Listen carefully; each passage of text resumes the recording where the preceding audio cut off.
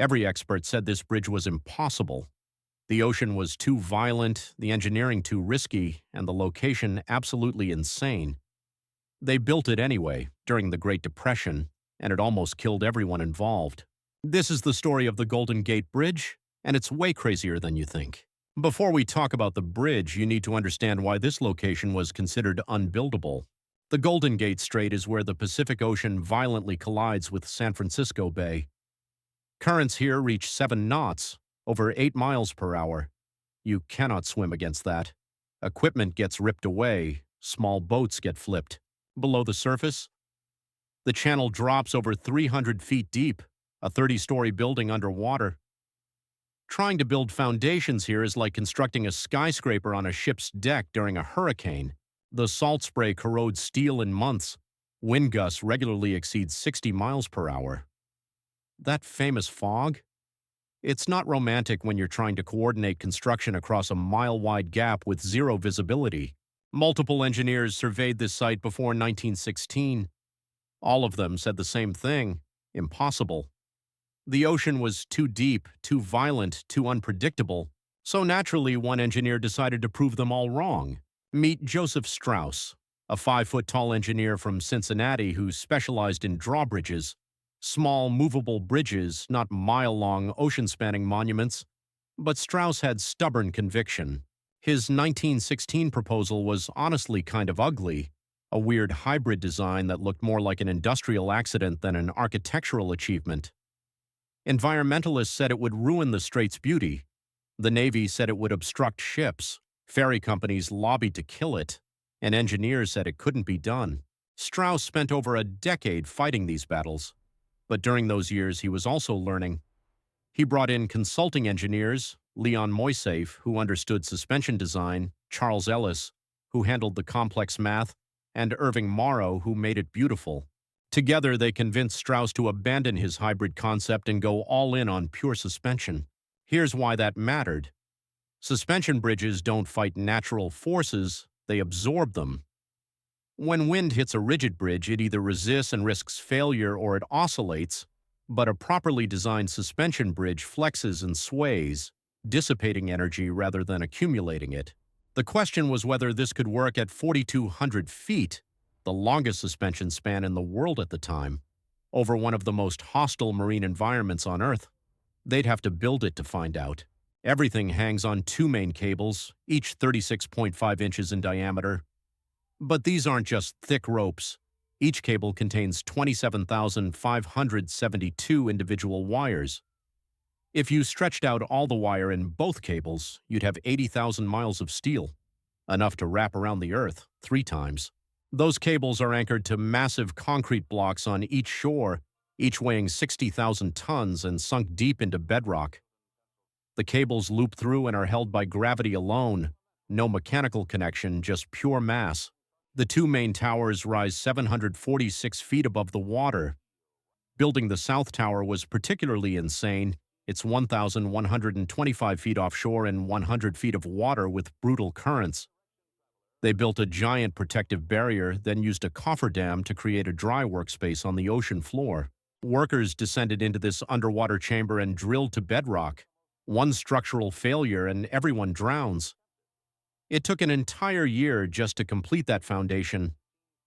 Now, here's the critical decision that saved this bridge. Instead of a solid roadway, they used an open truss design, a steel lattice that lets wind pass through. You've probably seen this, the Tacoma Narrows Bridge twisting itself apart in 1940.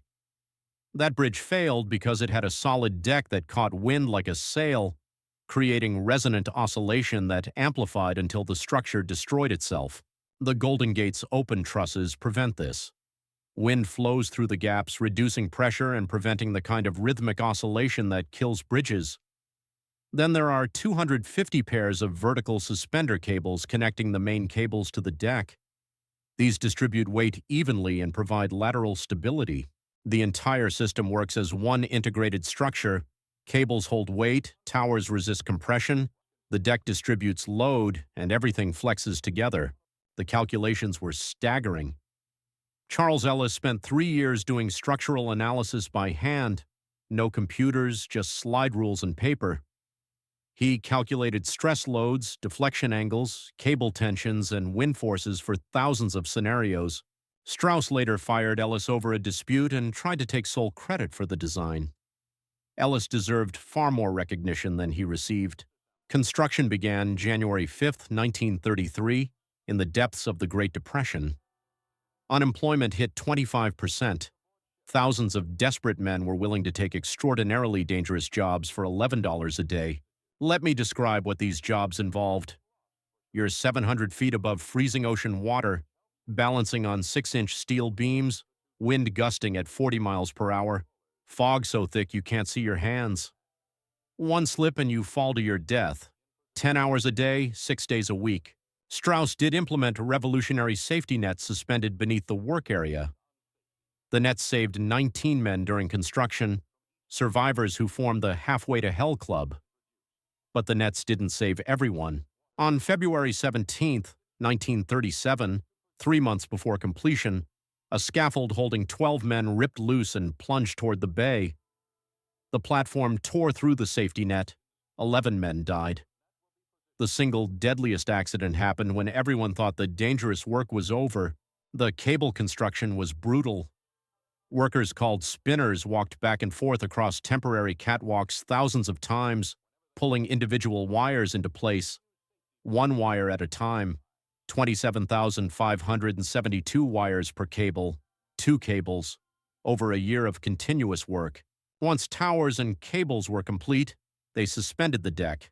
Massive steel sections built on shore, transported by barge, lifted into place. Each section had to align perfectly, maintaining the precise curve calculated by Ellis. That distinctive international orange color? It provides visibility in fog while protecting steel from corrosion. The bridge required 10,000 gallons for its initial coating. Here's the uncomfortable truth. When they designed the Golden Gate, no one fully understood aerodynamic flutter. Leon Moisseiff actually designed the Tacoma Narrows Bridge using similar principles, which suggests he didn't grasp the full complexity.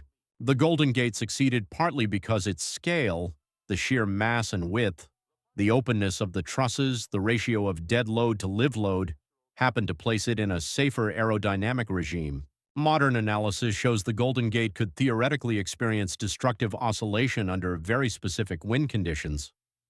That's why engineers continuously monitor and retrofit it with modern damping systems.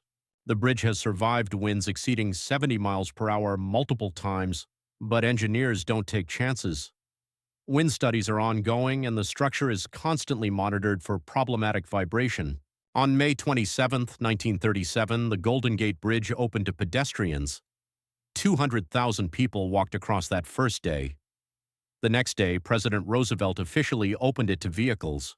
Today, it carries 112,000 vehicles daily.